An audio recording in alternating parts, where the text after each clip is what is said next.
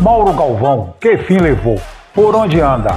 A história deste zagueiro que brilhou nos anos 80 e 90.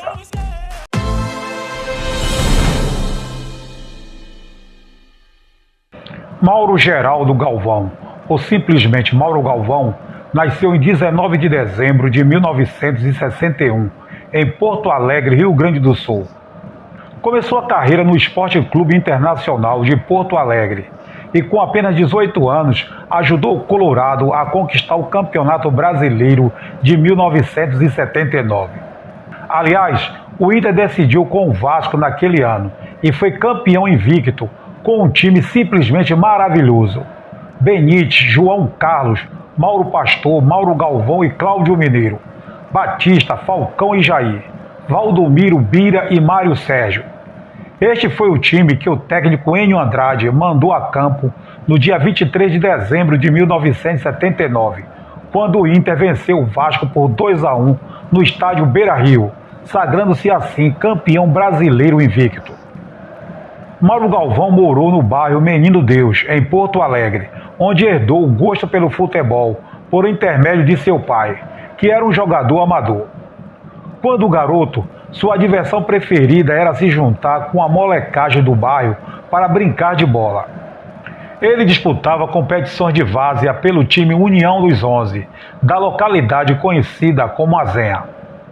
Um certo dia, este time suburbano foi fazer uma preliminar no CT do Grêmio, momento em que foi convidado para fazer um teste para ingressar na base do clube. Passou a se destacar, sendo realocado para 2 categorias acima de sua idade, porém, sem nenhuma explicação, foi rebaixado ao grupo anterior. Este fato o deixou muito chateado, até que um ex-colega do Grêmio, que estava no Colorado, o convidou para treinar no Internacional. Ele decidiu então, aos 15 anos de idade, tentar a sorte no rival do tricolor gaúcho, o Internacional. Sua posição inicial foi no meio-campo. Depois foi deslocado para jogar na lateral direita, até se firmar como zagueiro, por se identificar melhor com as características de defensor. Com apenas 18 anos de idade, ajudou o clube a conquistar de forma invicta o Campeonato Brasileiro de 1979. Pelo Internacional foi também tetracampeão gaúcho, de 1981 a 1984. E nesse período, jogando pela seleção brasileira, conquistou a medalha de prata nas Olimpíadas de 1984.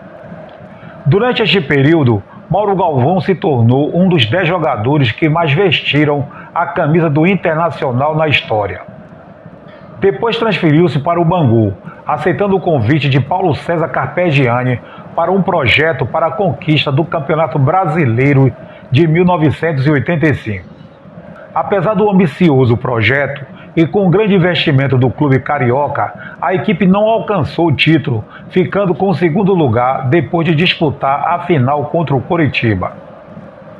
Na época, o time de Moça Bonita investiu muito e, além de Mauro Galvão, contratou também o volante Tobi, ex-Coritiba, e o meia Neto, revelação do Guarani e que depois brilhou com a camisa do Corinthians. Em 1986, foi convocado para disputar a Copa do Mundo, que foi realizada no México. Mauro Galvão, o ponta-direita Marinho e o meia Paulinho Criciúma deixaram o Bangu para defender o Botafogo, que sofria com a falta de títulos. Na verdade, eles quase foram para o Fluminense, que pagaria por eles os 35 milhões de cruzados que o Botafogo ia pagar ao rival pelo passe de Jandir. Mas quando a diretoria do Botafogo ficou sabendo dessas intenções, desistiu de comprar o passe de Jandir e trouxe os 3 jogadores do Bangu. Em General Severiano, Mauro Galvão ajudou o clube carioca a conquistar o Campeonato Carioca de 1989 e 90, após 21 anos sem títulos. Curiosamente, este foi o 2º título que conquistou numa final contra o Vasco da Gama, clube que mais tarde viria a defender. 3 anos antes, atuando pelo Botafogo, valeu a Mauro Galvão uma vaga na seleção brasileira, que disputou a Copa do Mundo da Itália em 1990. Mauro Galvão foi um dos 3 jogadores escolhidos por Sebastião Lazzaroni para formar a defesa brasileira num esquema tático que não agradou aos torcedores. A seleção foi eliminada pela Argentina ainda nas oitavas de final, mas Mauro Galvão terminou a Copa do Mundo com boas atuações que renderam-lhe uma proposta para jogar na Europa. E assim, depois de ajudar o Fogão a sair da fila, ele foi jogar fora do Brasil. Durante 6 anos, de 1990 a 1996, defendeu as cores do FC Lugano da Suíça.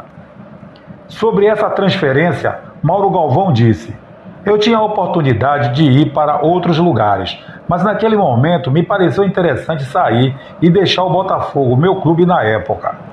Financeiramente era interessante, pois eu tinha um percentual do passe.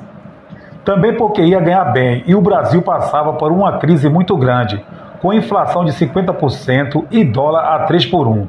Eu pensei no meu futuro e no da minha família. A verdade é que era bom para mim, para o clube e para todos os envolvidos no negócio.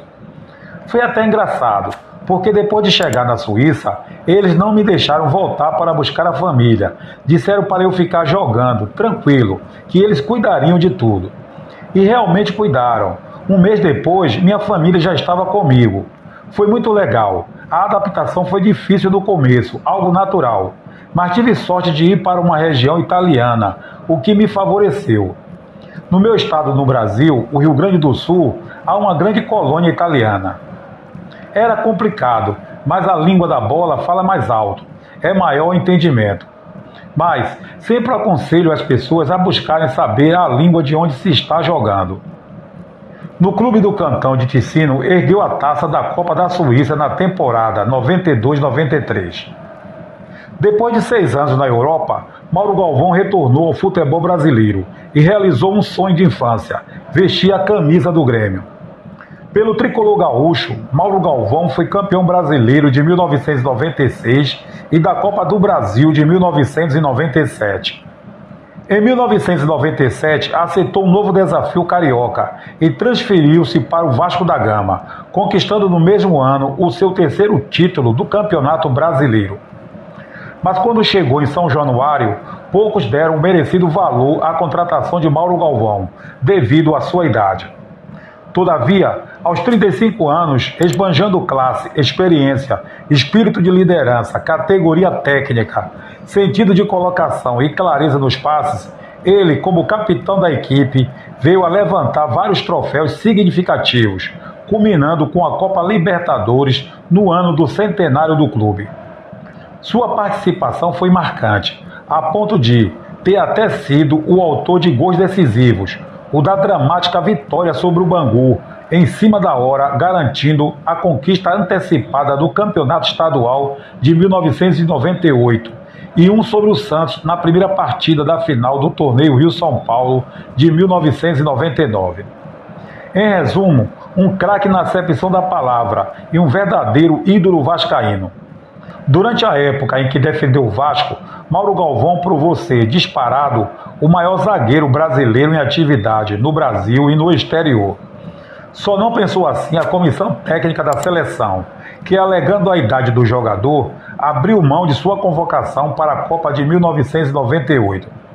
Assim, os torcedores brasileiros tiveram que engolir envergonhados as atrapalhadas da defesa, que tomou durante a Copa um total de 11 gols, vários deles por consequência de falhas individuais. A ausência de Mauro Galvão na Copa da França pode ter custado mais do que caro, pode ter custado o Penta. Permaneceu no Vasco no ano seguinte para dar continuidade ao projeto do centenário do clube, que visava a conquista da Libertadores de 1998 e da consequente disputa da Taça Interclubes.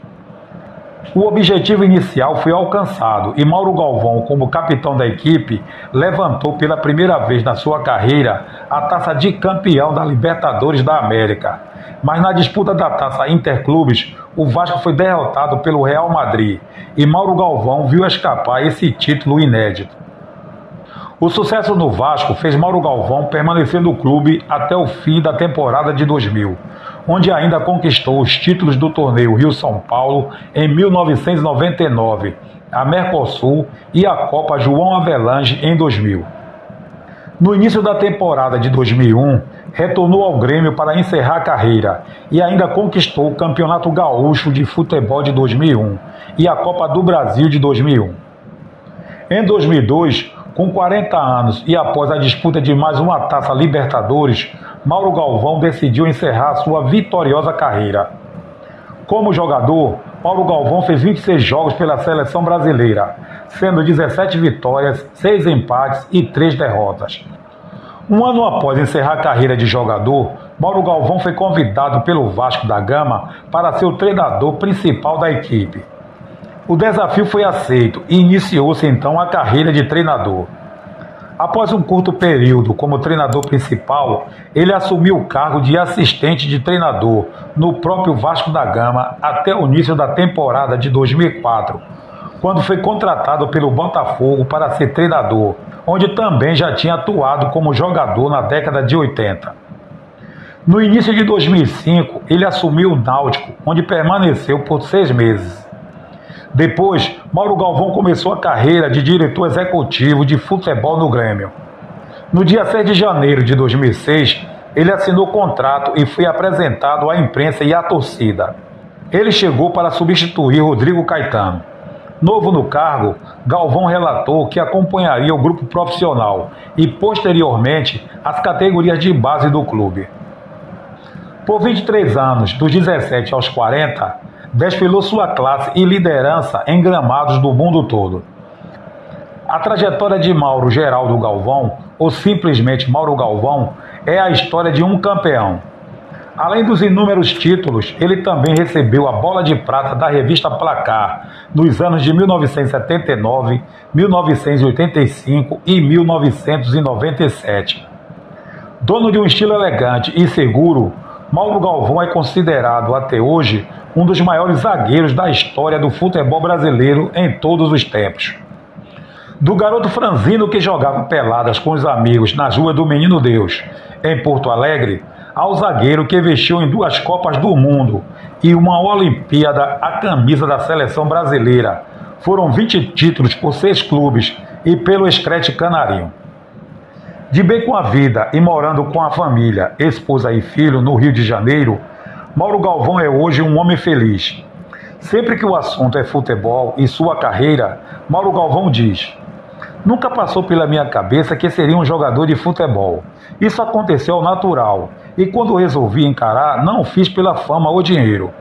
Fiz pelo esporte, gosto de jogar, pelo fato de poder estar dentro de um campo e seguir o exemplo de ídolos como Falcão, Batista, Ancheta, Carpegiani, Figueroa, que tinham estilo e jogavam por arte, coisa que infelizmente nos dias de hoje é muito raro."